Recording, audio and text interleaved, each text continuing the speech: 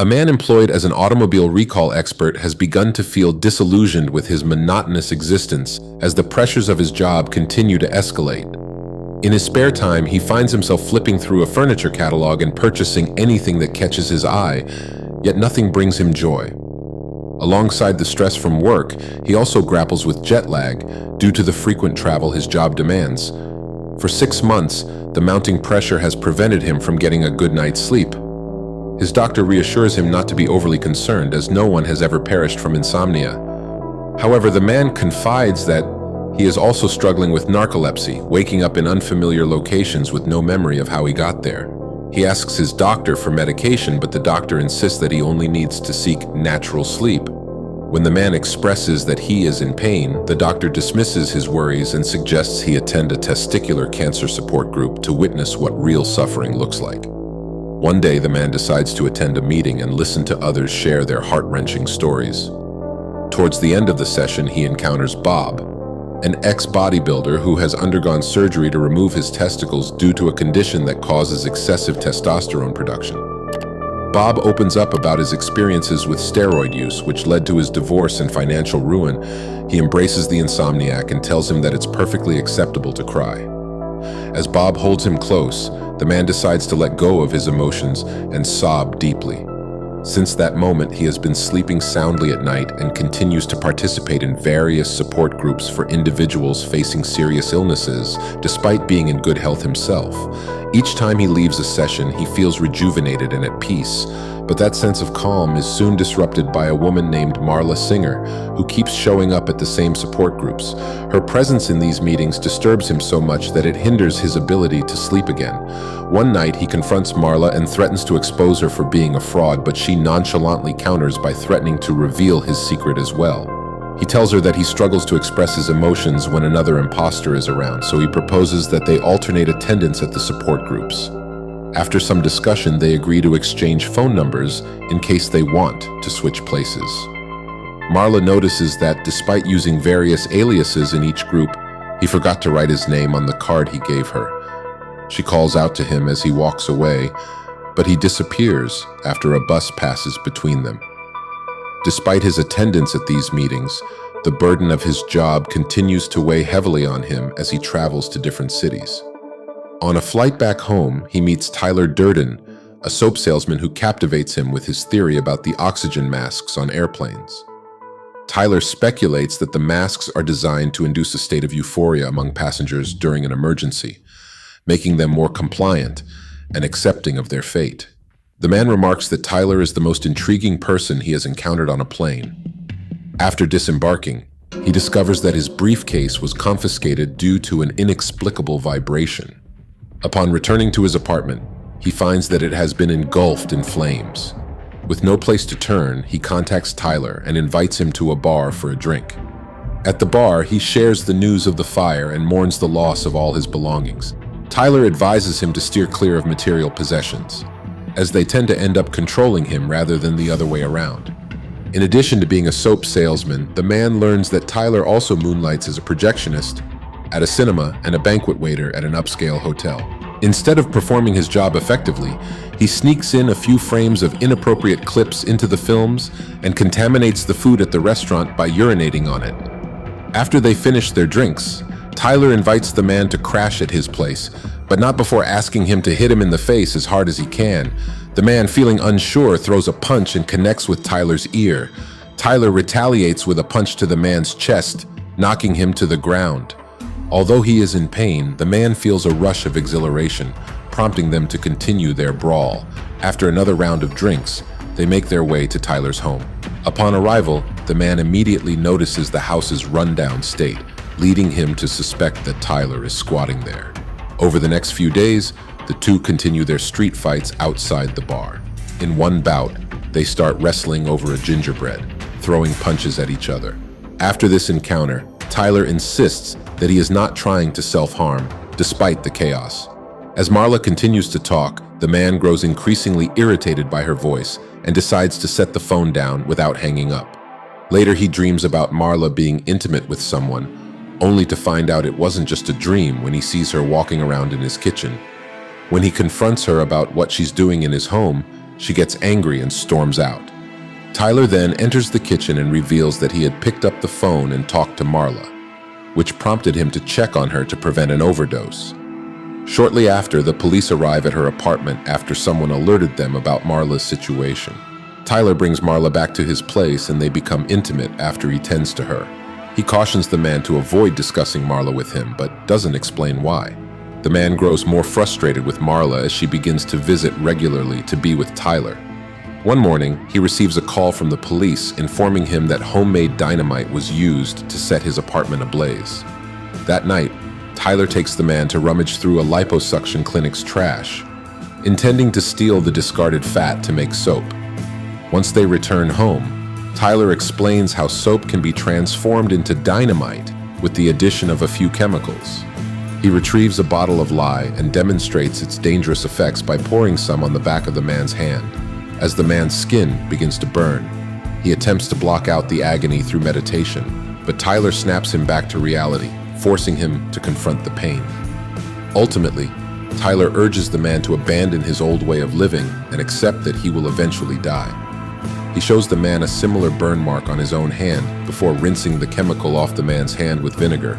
At work, the manager discovers a copy of the Fight Club rules on the copier and confronts the man about it. He threatens the manager, implying that he might bring a firearm to the office and shoot everyone there. Their conversation is interrupted when the man receives a call from Marla, who asks for his help checking for lumps in her breasts. Confused about why she would call him instead of Tyler, he goes to her apartment. After leaving Marla, the man encounters Bob, who informs him that he no longer attends support group meetings because he has found something new. Bob mentions that he's not supposed to disclose details about the new club he's joined, but the man recognizes it as the first rule of Fight Club and tells Bob that he's also a member.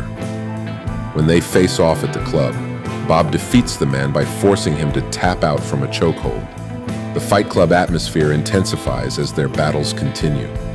While Tyler is busy reminding the members of the club's rules, Lou and his bodyguard burst in and demand that everyone vacate the premises. Lou begins to assault Tyler, who merely laughs off the blows even as he lies on the ground bleeding. When Lou turns his back, Tyler seizes the opportunity, grabs him, and pins him down. He then coughs blood all over Lou until the bar owner reluctantly agrees to allow the club to use the basement. Later, Tyler assigns the members a task: to pick fights with complete strangers and allow them to win. The man approaches his manager and threatens to expose the company's corrupt practices unless he receives compensation.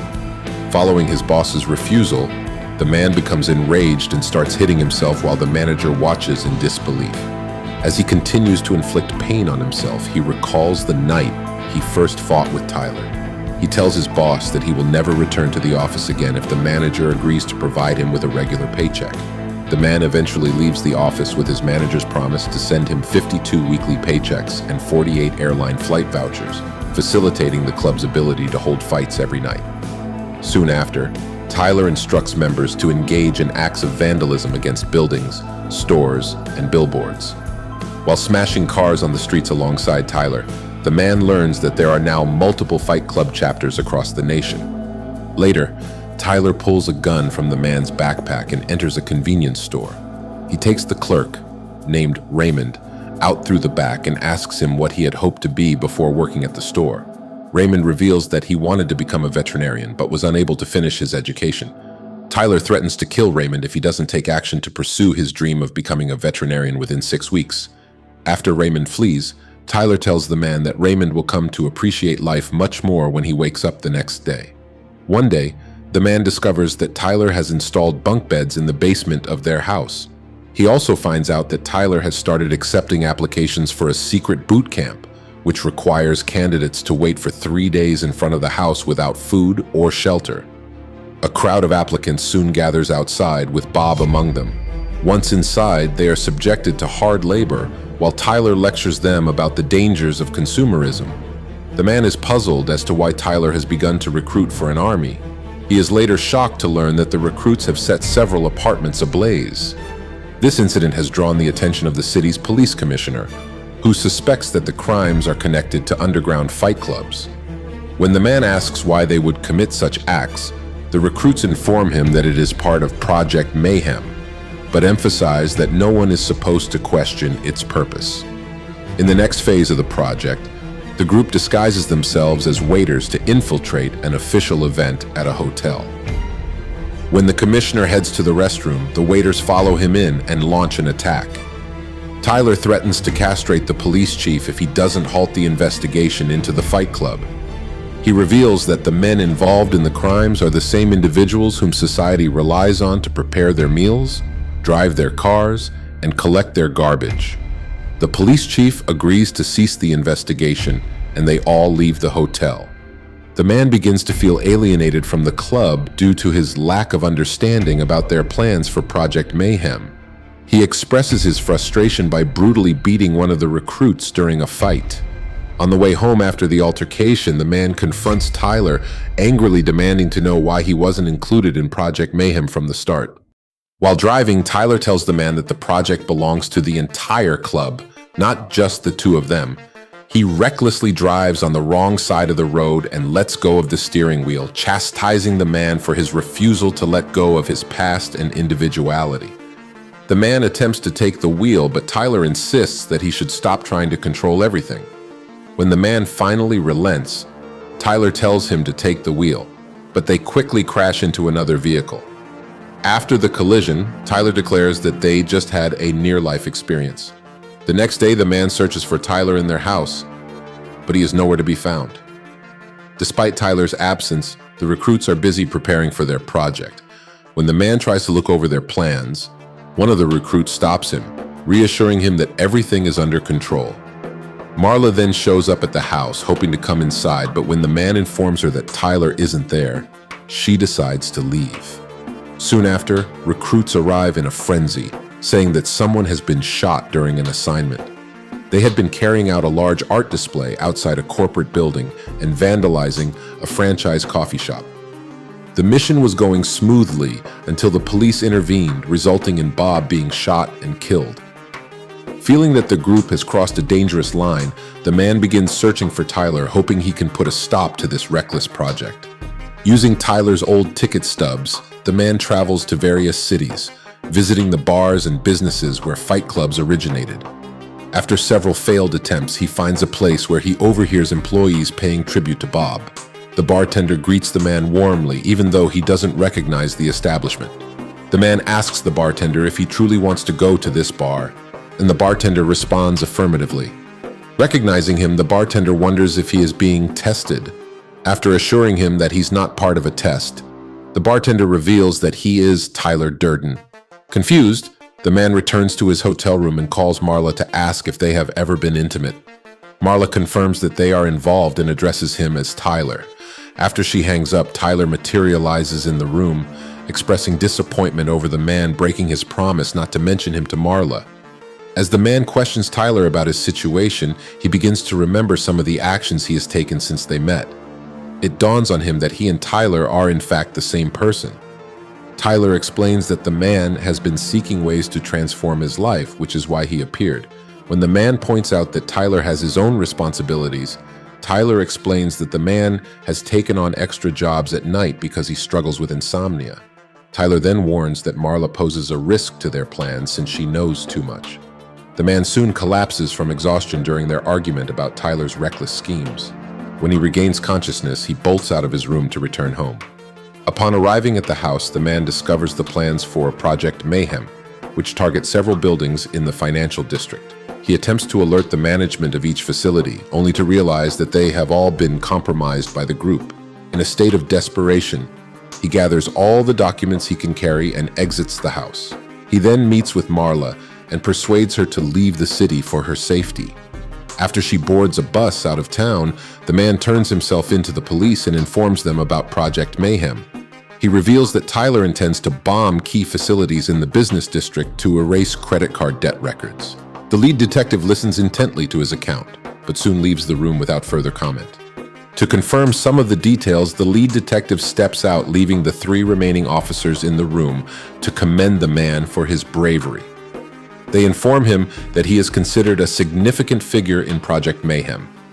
However, They also warn him that they need to castrate him because he supposedly ordered that anyone who interferes with the group's plans, including himself, must lose their testicles. As the officers prepare to carry out this grim task, the lead detective knocks on the door and instructs them to pay a visit to Tyler's house. Seizing the opportunity, the man manages to grab one of the officers' guns and makes a daring escape from the police station. He heads directly to one of the buildings listed in Tyler's plan, searching for the bomb. He locates it in the parking garage and attempts to disarm it, believing he can do so because Tyler has that knowledge. After successfully deactivating the bomb, Tyler suddenly begins to assault him. The surveillance footage shows that he is merely fighting against himself. Tyler then throws the man down the stairs, leaving him unconscious. When the man regains consciousness, he finds himself bound in a room with Tyler holding a gun to his mouth. The man pleads with Tyler to abandon his destructive plan, but Tyler remains adamant that the project must proceed in order to liberate people from consumerism. Tyler reassures him that no one will perish in the explosion since the buildings are unoccupied. It dawns on the man that the gun isn't actually in Tyler's hands, but is, in fact, in his own grasp. Realizing this, he tells Tyler that he has gained clarity and puts the gun in his mouth. However, when he pulls the trigger, the bullet fires off to the side, narrowly missing his ear. Tyler, with a gaping wound at the back of his head, collapses to the ground and vanishes. Soon after, members of the club arrive, bringing Marla along with them. The man requests that they leave Marla with him and wait downstairs. Once they depart, Marla begins to chastise him for sending a group after her, but her words falter in shock when she sees the injury on his head. He reassures her that everything will be all right just as the bombs start to explode, causing the nearby buildings to crumble. As chaos ensues and more structures collapse around them, the man turns to Marla and tells her that she encountered him at a particularly strange time in his life.